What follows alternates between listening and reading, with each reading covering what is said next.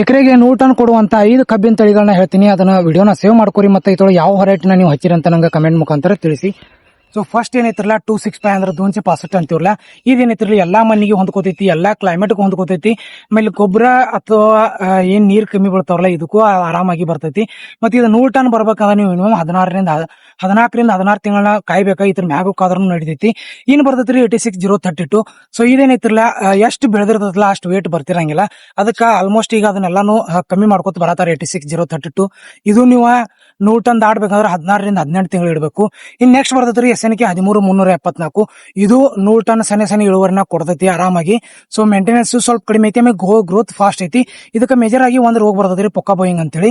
So ಈ ರೋಗನ control ಮಾಡಿದ್ರೆ ಅಂದ್ರೆ ನಿಮ್ ಕೈ ಇಳುವರಿಯನ್ನ ಆರಾಮಾಗಿ ತಕೋಬಹುದು. ಇನ್ ಬರ್ತೈತ್ರಿ PDN 13,007. ಸೊ ಇದು ಏನೈತಿರಲ್ಲ ಲಾಂಗ್ ಟರ್ಮ್ ಹೊರೈಟಿ ಐತಿ ಅಂದ್ರೆ ಅಡ್ಸಾಲಿ ನಡಿತೈತಿ.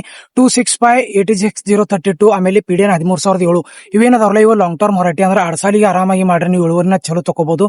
ಇನ್ 2 ಮೇನ್ ಬರ್ತಾವ ಏನಪ್ಪಾ ಅಂದ್ರ ಮಂಡ್ಯ 517. ಇದೇನಿತ್ತಿರಲ್ಲ ಇದು ಆರಾಮಾಗಿ ನೀವು 13-14 ತಿಂಗಳ ಇಡಬಹುದು.